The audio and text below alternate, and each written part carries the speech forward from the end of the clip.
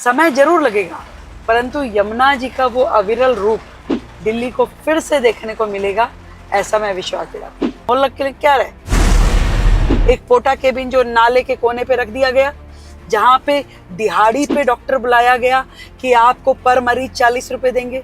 मैं आपसे पूछना चाहती हूँ, जिस डॉक्टर को पर मरीज पेमेंट मिल रही है तो वो ठीक करना चाहेगा कि बीमार करना चाहेगा? आपने कहा था कि हम यमुना को स्वच्छ बनाएंगे और यमुना आरती भी होगी और यमुना को रिवर फ्रंट की तरह से तैयार करेंगे। ये कहा नहीं था, उस और करने की दिशा में भी हम आगे बढ़ चुके हैं। यमुना जी पे कभी किसी सरकार ने उस तरीके से काम ही नहीं किया, उनकी ना इंटेंशन में था, ना उनकी वर्किंग में कभी दिखा। लगातार पुलिस प्रशासन दोनों जितने भी ऐसे अनऑथराइज तरीके से शहर में घुसे हुए लोग हैं, इलीगल तरीके से जो यहाँ अपना काम कर रहे हैं, उनको हटाने का काम चल रहा है। तो आपने कैसे इतना बड़ा स्टेप ले लिया कि झुग्गी झोंपड़ियों को हटवा दिया? आपको ये डर नहीं था कि हमारा वोट बैंक जो है इससे डिस्टर्ब हो जाएगा? विषय ऐसा नहीं है कि झुग्गियों को हटाया गया, पर कुछ। नमस्कार दोस्तों, दिल्ली केवल देश की राजधानी नहीं है बल्कि देश की धड़कन है। और जब यहाँ की कमान किसी महिला को मिल जाए तो विकास केवल होता हुआ दिखेगा नहीं बल्कि महसूस भी होगा। आज हम ऐसी एक शख्सियत से बात करेंगे जिनका राजनीतिक सफ़र 1996 में डूसू अध्यक्ष से शुरू हुआ। अनेक झंझावतों के बाद कॉरपोरेशन से होते हुए, ऊंच नीच होते हुए, संघर्ष करते हुए, समाज से जुड़े हुए, ज़मीन से जुड़े रहते हुए, जिन्होंने अलग अलग दायित्वों को संभालते हुए और आज दिल्ली की राजनीति के शीर्ष पर हैं। हम बात करें रेखा गुप्ता जी की, जो दिल्ली की मुख्यमंत्री हैं। रेखा जी, आपका स्वागत है। Thank you so much. Rekha ji, हम बात की शुरुआत करें उससे पहले हम कुछ व्यक्तिगत बातें आपसे करना चाहेंगे। जी। आप की कोई राजनीति आपको विरासत में नहीं मिली, कोई आपने कभी शायद सोचा भी नहीं होगा कि मैं राजनीति में इस शिखर पर पहुंच जाऊंगी। कैसा महसूस करती हैं जब आपने राजनीति में कदम रखा था? संघर्ष करते हुए विद्यार्थी परिषद के साथ आप जुड़ी, संघ के साथ जुड़ी, तो आपको कैसा लगता था कि कहाँ तक आपकी यात्रा चल पाएगी? कहाँ तक चल पाएगी, यात्रा क्या है, सफ़र क्या है, मंजिल क्या है, ऐसा कभी विचार मन में आया नहीं, क्योंकि ये सब इतना ऑब्वियस हुआ, इतना कैजुअल हुआ, जो कि ज़िंदगी का हिस्सा बनता गया। और कभी मंजिल के बारे में मैंने सोचा नहीं कि मुझे यहाँ जाना है या मेरा ये लक्ष्य है। ये ईश्वर ने मुझे जो मौका दिया समाज के साथ जुड़ने का, संगठन के साथ जुड़ के काम करने का, और कदम दर कदम मुझे ऐसे समय समय पे सफलता भी मिली और तकलीफ़ भी हुई, कभी असफलता भी मिली, पर मैं चलती चली गई। और ऐसा रहा कि बस सफ़र में चलते चले, जो मिल रहा है वो काम कर दो, जो दिख रहा है उसको समेट के चलते आगे बढ़ो। और उस दिशा में आगे पहुंच करके कभी इस राज्य की मुख्यमंत्री बन पाऊंगी या दिल्ली शहर की सेवा इस रूप में मिल पाएगी, ये मैंने नहीं सोचा था। मुझे ध्यान है रेखा जी, जब आप काउंसिलर नहीं भी थी तब भी आपका एक वो वार्षिक प्रोग्राम चलता था सुदामा के द्वार जी, जिसमें आप केंद्रीय मंत्रियों को भी बुलाते थे और घर घर जाकर के किसी से कपड़े इकट्ठे किए, किसी के बर्तन इकट्ठे किए और जाकर के झुग्गी झोंपड़ी क्लस्टर्स में आप बांटते थे। तो मुझे लगता है कि लोगों की जो गुड विशेस, जो उन्होंने जो आपको आशीर्वाद दिया कि जो धनाढ्य हैं, जो अफोर्ड कर सकते हैं, उनसे लेकर के समाज के अंतिम छोर पर बैठे हुए व्यक्ति तक आपने उसका जो लाभ पहुंचाया, वो सब भी शायद कहीं ना कहीं आपको इस शिखर तक पहुंचाने में मदद रहा। इसमें कोई दो राय नहीं है राकेश जी की, जीवन में अच्छे कर्म कभी मिटते नहीं हैं। और मैंने कहा ना कि मेरा मंजिल पता नहीं, मुझे रास्ता पता नहीं, पर समाज के लिए कुछ कुछ करते हुए, सोचते हुए, जो मेरे मन में आया मुझे ये करना चाहिए, मैंने चलो सुदामा द्वार जिसकी आप बात कर रहे हैं, तो ऐसे ही समझ में है कि भी दो सोसाइटीज़, उनका आपस का इतना गैप, कोई इतना सामर्थ्यवान ईश्वर ने बना दिया और किसी के पास जेब में कुछ भी नहीं है, तो थोड़ा सा उससे सहायता लेके थोड़ा उस तक पहुंचा दूं, ये प्रोजेक्ट शुरू किया। सालों तक मैंने इस पे बहुत काम किया और समाज के साथ जुड़ के, तब मैं कुछ भी नहीं थी तब भी किया, फिर मैं निगम पार्षद हुई, मैं तब भी करती रही, फिर लगातार मतलब मैंने अपने लिए कोई ना कोई प्रोजेक्ट, कोई ना कोई काम समाज के हित के लिए तय करती गई, चलती चली गई और अपने आप रास्ता सफ़र आगे बढ़ता गया। रेखा जी, 27 वर्ष का वनवास काटने के बाद बीजेपी दिल्ली में आई।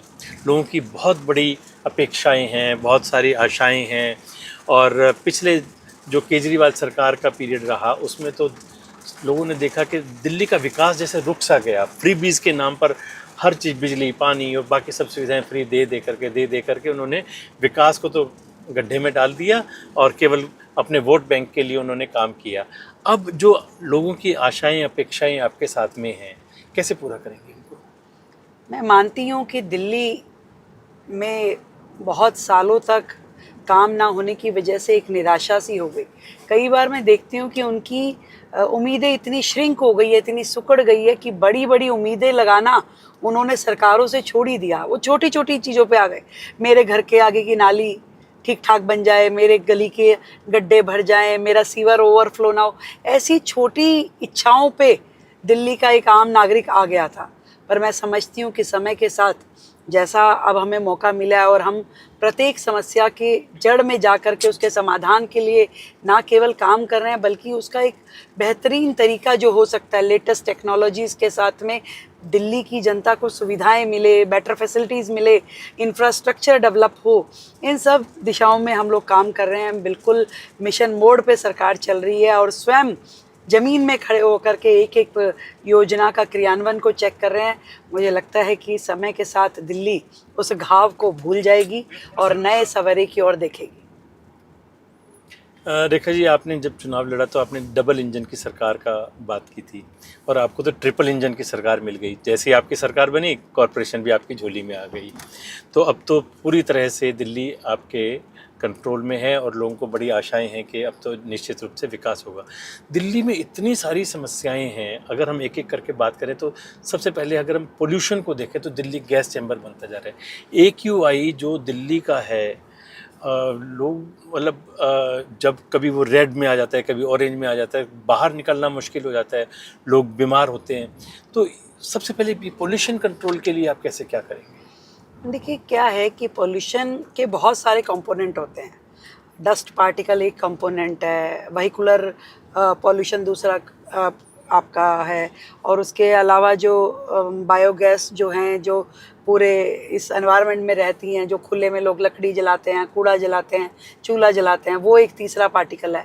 और हर दिशा में काम करना चाहिए, ऐसा हमने एक्सपर्ट्स की टीम के साथ में बैठ करके इसका, क्योंकि इतने सालों तक सरकारें रही पर कभी भी पॉल्यूशन की समस्या का समाधान तो हुआ नहीं। चाहे कभी ऑड इवन किया हो, कभी कुछ और किया हो, पराली कर देंगे, कभी नहीं हो पाया। आज भी वही समस्या खड़ी थी। पर पहली बार सरकार ने इस इनिशिएटिव को आगे पहुंचाया। इसकी डीप स्टडी में जाकर के जब हमने देखा कि सबसे बड़ा कारण तो आपका व्हीकुलर पॉल्यूशन है, तो हमने पूरा अपना जो पब्लिक ट्रांसपोर्ट है इसको EV पे लेकर के आने की योजना बनाई। और आज मुझे खुशी है कि दिल्ली में लगभग 2000 बसेस इलेक्ट्रिक व्हीकल के रूप में दिल्ली की जनता को हम समर्पित कर पाए।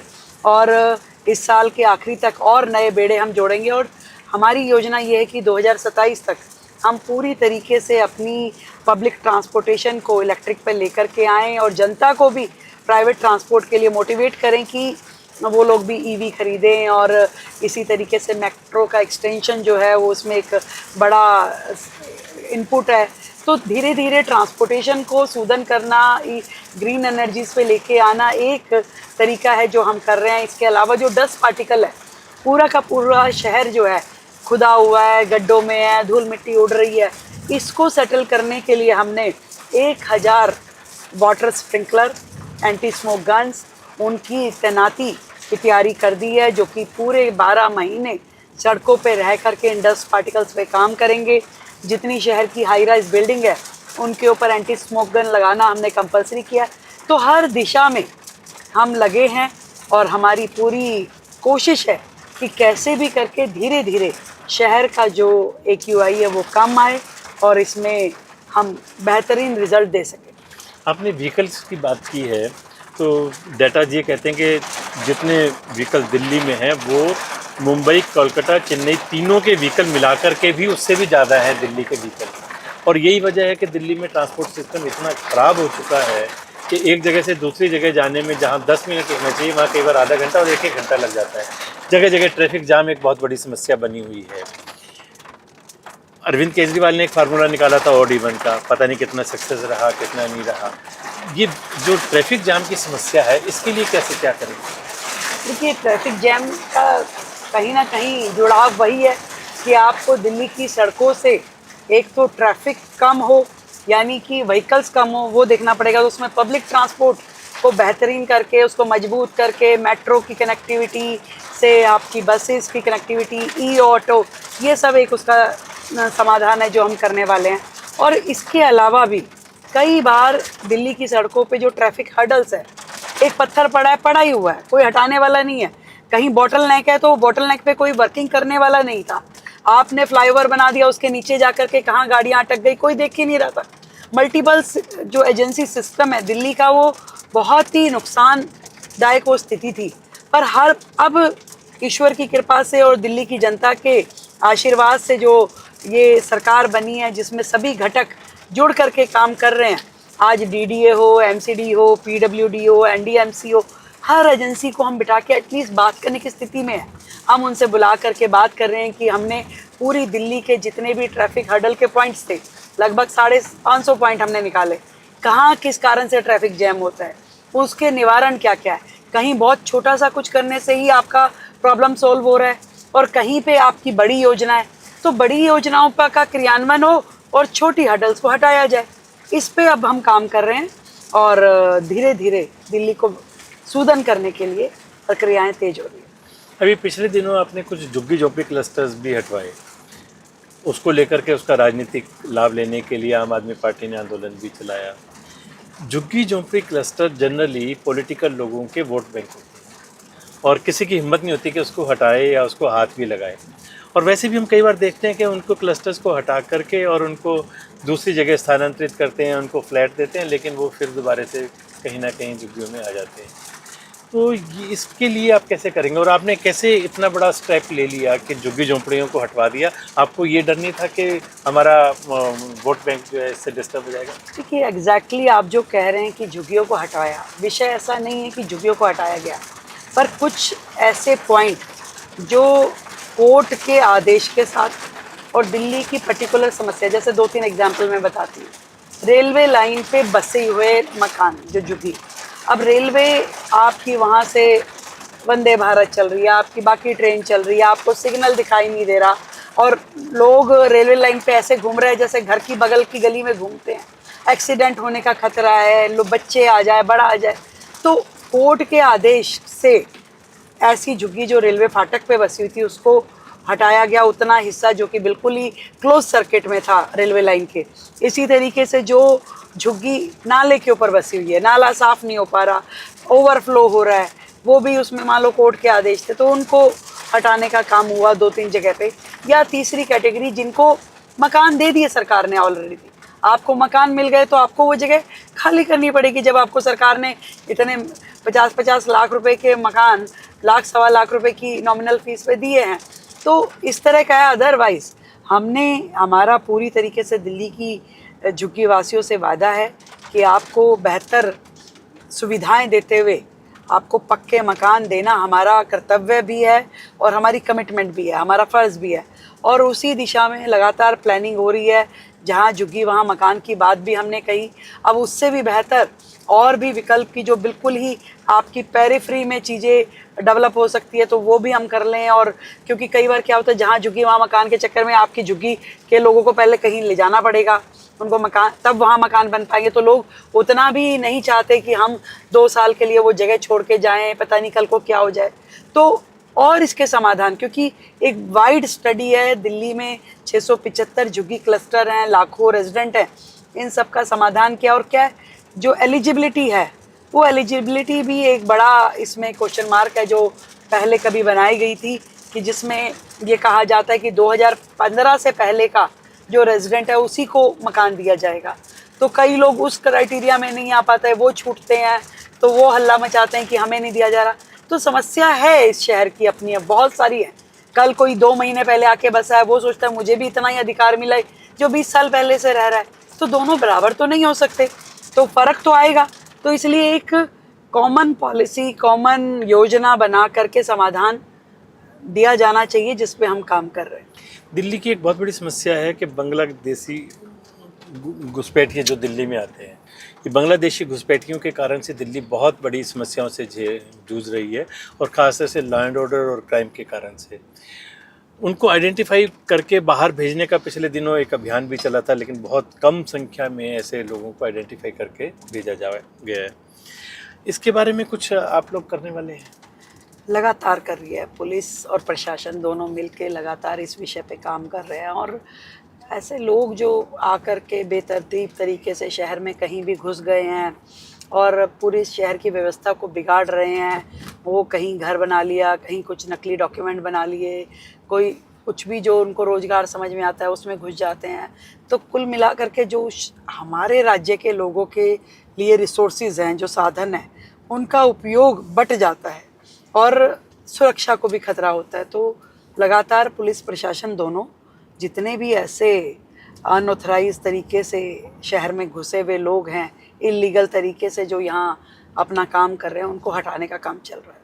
पिछले दिनों जब इलेक्शन हुए थे तब ऐसे लोगों को आइडेंटिफाई करके उनके वोटर लिस्ट में से नाम कटवाने का काम बड़े पैमाने पर किया गया था, लेकिन सिर्फ वोट कार्ड देने से ही बात नहीं बनेगी। जब तक हम उनको बाहर नहीं भेजेंगे तब तक लाभ नहीं मिलेगा। बड़ा बड़ा नेक्सस है, बड़े काफ़ी या मात्रा में ये लोग घुसे हुए हैं शहर के अंदर, और बिल्कुल मुस्तैदी के साथ में पुलिस इस काम को कर रही है। लगातार जो भी हाथ में आता है उसको हटाते हैं वहाँ से।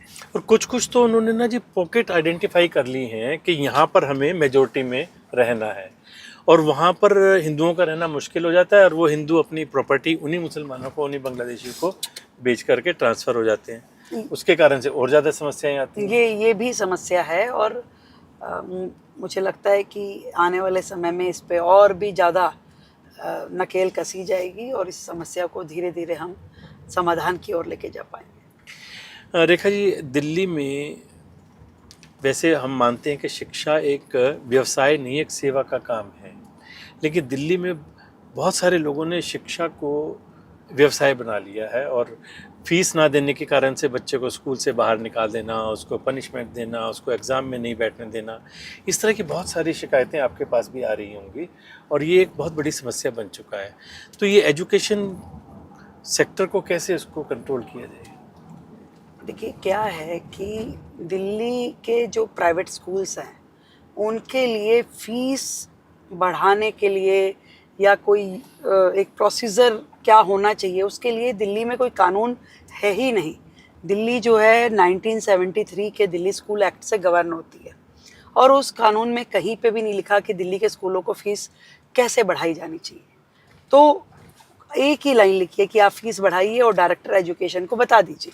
जब दिल्ली में ऐसा कोई कानून ही नहीं था जिसके माध्यम से दिल्ली की फ़ीस रेगुलेट होती या उनको रोका जाता कि आप फीस नहीं बढ़ा सकते, तो आप कैसे समाधान देते? पहली बार कोई ऐसी सरकार आई है कि जिसने इस पे काम किया। हमने एक एक्ट लेकर के आए हम, जिसमें हमने पूरा प्रोसीजर डिफाइन किया कि यदि आप फीस बढ़ाना चाहते हैं तो आपको क्या करना होगा। उसमें आपको जो कंसर्न पार्टीज़ हैं, चाहे वो पेरेंट्स हैं, टीचर्स हैं, मैनेजमेंट है, आपको उनकी मीटिंग बुलानी पड़ेगी, उसमें बातचीत रखनी पड़ेगी, मेजॉरिटी से मतलब सबकी सहमति होगी तो आप कर सकते हैं, पूरा कितने साल में कर सकते हैं, और मतलब हर चीज़ उसमें क्लैरिटी के साथ हम उस एक्ट में लेके आए हैं, जो आने वाले विधानसभा सत्र में हम उसे रखेंगे भी, और अभी उसको हमने ऑर्डिनेंस के नाते सरकार के पास भेजा हुआ है। आपने अभी मोहल्ला क्लिनिक का नाम बदल के आरोग्य मंदिर कर दिया है, और जब शुरू में रिपोर्ट आई थी कि मोहल्ला क्लिनिक में कई जगह तो वो 3-4 तरह की दवाइयाँ थी, वही सबको बांटते रहते थे। कई जगह तो स्टेथोस्कोप ही नहीं थे, कई जगह तो एक्सरे लेकर के आएंगे तो एक्सरे लगा करके देखने के लिए जो स्टैंड होना चाहिए वो ही नहीं होता था। आपने जो आरोग्य मंदिर बनाया है, ये कैसे मोहल्ला क्लिनिक से डिफरेंट है? देखिए, पहली बात तो हमने उसका नाम बदल के आरोग्य मंदिर नहीं किया। आरोग्य मंदिर केंद्र सरकार की वो योजना है जिसके लिए केंद्र सरकार ने पिछले 4 साल से दिल्ली सरकार को 2400 करोड़ रुपए दे रखे थे कि आप पूरे शहर में आरोग्य मंदिर बनाइए, जो कि एक पूरा बड़ा वास्ट विज़न के साथ में था, जिसकी बड़ी यूनिट्स हैं, जिसके अंदर इनबिल्ट ना केवल प्रिवेंशन बल्कि क्योर के भी सारे इंस्ट्रूमेंट हैं, जहाँ दवाई है, जहाँ डॉक्टर है, जहाँ नर्सिंग है, जहाँ पैरामेडिकल स्टाफ है, जहाँ इनबिल्ट लैब है, जहाँ के टेस्ट आपके खुद हो सकते हैं, जहाँ पे फैमिली प्लानिंग के भी साधन वहाँ पे उपलब्ध हैं, वहाँ पे आप बुज़ुर्गों की केयर टेकिंग भी है, तो हर तरह की वैक्सीनेशन के भी वहाँ पे पूरे इंतजामात है। तो आरोग्य मंदिर एक बड़ा कंसेप्ट है जो पक्की बिल्डिंग में, पक्के स्ट्रक्चर के साथ में बेहतर सुविधाएं और स्टेबिलिटी के लिए दिया गया है। तो उसका कोई कंपैरिजन ही नहीं है मोहल्ला क्लिनिक। मोहल्ला क्लिनिक क्या है? एक पोटा केबिन जो नाले के कोने पे रख दिया गया, जहाँ पे दिहाड़ी पे डॉक्टर बुलाया गया कि आपको पर मरीज 40 रुपए देंगे। मैं आपसे पूछना चाहती हूँ, जिस डॉक्टर को पर मरीज पेमेंट मिल रही है तो वो ठीक करना चाहेगा कि बीमार करना चाहेगा? तो वो गिनता है, और गिनने के बाद भी उसकी अकाउंटेबिलिटी क्या है कि आपने दिन में 20 मरीज देखे। आप लिख के दे रहे हैं डॉक्टर, इतना करप्शन का अड्डा था वो, जहाँ पे आप कह रहे हैं मैंने तो दिन के 100 मरीज देख लिए, मैंने तो 150 मरीज देख लिए, या फिर किराए के छोटे छोटे कमरे कहीं जगह ले लिया, उसका 10-10 गुना ज़्यादा किराया दिया गया, या फिर ऐसा स्टाफ आपने कह दिया कि मल्टीपर्पज़ है जी, वही झाड़ू भी लगाएगा, वही नर्सिंग भी करेगा। तो ऐसे थोड़ी ना होता है। आपने मजाक बना दिया दिल्ली की जनता को सेवा सेक्टर में। आपने हेल्थ सेक्टर का इतना मतलब मॉड्यूल पेश किया कि हमने पता नहीं क्या कर दिया, पर उसका लाभ क्या मिला? आप एक पट्टी करा नहीं सकते जिस मोहल्ला क्लिनिक में, उसको आप मॉड्यूल करके बता रहे हैं कि जी ये तो दिल्ली का हेल्थ मॉड्यूल है। तो ये कोई कंपैरिजन नहीं है मोहल्ला क्लिनिक का और आरोग्य मंदिर का। आरोग्य मंदिर एक बहुत ही बेहतरीन मेडिकल इंफ्रास्ट्रक्चर है, और हर पूरी दिल्ली में 1100 से ज़्यादा यूनिट बनना एक तरीके से प्राइमरी हेल्थ सेक्टर के लिए बहुत बड़ी अचीवमेंट है। रेखा जी, उत्तर प्रदेश के मुख्यमंत्री योगी जी बुलडोज़र बाबा के नाम से जाने जाते हैं कि अगर कहीं भी किसी ने सरकारी संपत्ति को नुकसान पहुंचाया है या किसी ने भी कहीं उद्दंडता की है तो कोर्ट तो बाद में फैसला देगा, पहले तो उसका घर गिरा दो। ये एक उन्होंने मुहिम शुरू की और उसका कहीं ना कहीं असर भी नज़र आया। लोगों में अनुशासनात्मक रवैया अपनाना शुरू किया और एक लोगों में डर भी फैला कि अगर हम गलत काम करेंगे तो पहले तो कोर्टों में लटके रहते थे, लेकिन अब तो तुरंत कार्रवाई हो जाती है। तो ऐसा कुछ दिल्ली में आप करने वाले हैं कि अगर कहीं कोई दंगा होता है, कहीं कोई डिसिप्लिन तोड़ रहा है, कानून का उल्लंघन कर रहा है, तो आप तुरंत उसको पहुंच गए बुलडोज़र लेकर के और तहस नहस कर दिया ताकि उसको समझ आ जाए और उसके कारण से बाकी लोगों को भी शिक्षा मिलती है? देखिए, दिल्ली और उत्तर प्रदेश में बड़ा फ़र्क है। दिल्ली एक यूनियन टेरिटरी है, फुल फ्लेज राज्य नहीं है। दिल्ली में अलग अलग एजेंसीज़ हैं। दिल्ली वो शहर है जहाँ पे high court, supreme court, local court सब लोग रहते हैं, जहाँ एनजीटी से लेके सभी मानक अपने अपने काम करते हैं। तो दिल्ली में ऐसा नहीं है कि हम अब उस तरीके से उस स्वच्छंदता के साथ काम कर सकें, परंतु हाँ, नियमों का उल्लंघन ना हो, प्रक्रियाओं का पालन हो, सिस्टम में ट्रांसपेरेंसी आए, इसके लिए ज़रूर हम काम करेंगे। दिल्ली में क्राइम रेट कम से कम हो और लोगों को चैन की नींद से सो सकें। दिल्ली पुलिस आपके अंडर में नहीं आती है, लेकिन क्योंकि केंद्र में भी आप ही की सरकार है तो एक तरह से दिल्ली पुलिस आप ही के अंडर में है, तो क्राइम रेट कम हो सके और ख़ासतौर से महिलाओं की सुरक्षा, उस दृष्टि से कुछ कर रहे हैं? बिल्कुल कर रहे हैं। पुलिस और अच्छे तरीके से जो विषय हैं उनको डील कर सके, इसके लिए हमने पूरे के पूरे सिस्टम को इजी करने के लिए जहाँ जहाँ ज़बरदस्ती फुली ऑक्यूपाइड थी पुलिस, उससे वहाँ से हटाया है। जैसे लाइसेंसिंग प्रक्रिया से हमने पुलिस को अब पूरी तरीके से हटा दिया है, ताकि जो काम पुलिस का एक्चुअल में है वो बेहतरी से वही करे। और फिर दिल्ली के जितने डार्क स्पॉट्स हैं उस पर हमने काम किया, हर कनेक्टिविटी को बेहतर से हो जाए। वहाँ पे कोई भी दिल्ली में ऐसा कोना ना रहे जहाँ लाइट नहीं तो मोबाइल कनेक्टिविटी या पीसीआर अप्रोच, ये सब चीज़ें वहाँ पे और माइक्रो मैनेजमेंट के साथ में ध्यान किया जा रहा है। और हर चीज़ में मतलब ना केवल पुलिस बल्कि फायर इंस्ट्रूमेंट, हर चीज़ पे हम उसको मॉडर्नाइज करते हुए उसका जो उसमें टेक्नोलॉजी हम यूज़ कर रहे हैं उसको और अपडेटेड तरीके से यूज़ करते हुए हम चीज़ों को कर रहे हैं। देखा जी, दिल्ली आपने जब इलेक्शन लड़ा तो यमुना का मुद्दा भी आपने खूब जोर शोर से उठाया था कि यमुना मैली है, यमुना को नाला बना दिया गया। यमुना बिल्कुल ही जो हमारी एक पवित्रता की एक प्रतीक है, उसको केजरीवाल सरकार ने कुछ नहीं किया, हज़ारों करोड़ रुपया खर्च भी कर दिया, लेकिन यमुना यूं की यूं वैसे की वैसी प्रदूषित रही है।